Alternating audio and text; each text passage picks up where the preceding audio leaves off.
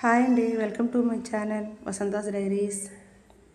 ఈరోజు air growth కోసం home made shampoo ఎలా చేయాలో చూసేయండి. నేను ఆన్లైన్లో ఆర్డర్ పెట్టాను. అందులో 3 ప్యాకెట్స్ వచ్చాయి. చూడండి, ఇదో రీతా అమలా సికాకు పౌడర్. ఈ ప్యాకెట్ కాస్ట్ వచ్చేసి 599 రూపీస్. నాకు ఆఫర్లో 179కి దొరికింది. మీకు కావాలంటే కామెంట్ బాక్స్లో కామెంట్ చేసేయండి.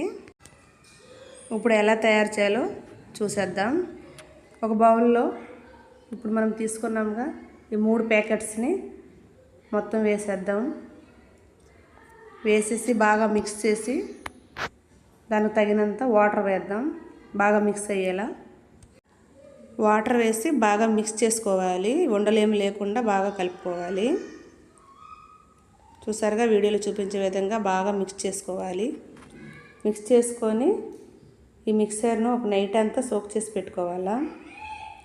అప్పుడు మనం ఉదయం రెడీ చేసుకోవడానికి వీలుగా ఉంటుంది.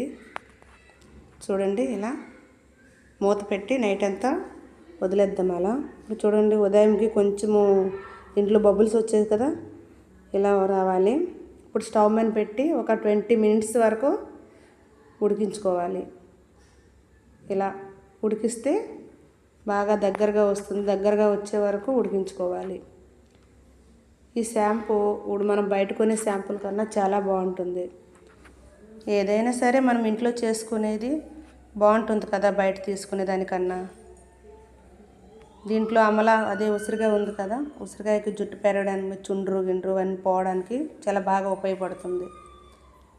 ఇలా చేశాక ఒక 2 అవర్స్ దీన్ని చల్లారబెట్టుకుందాం.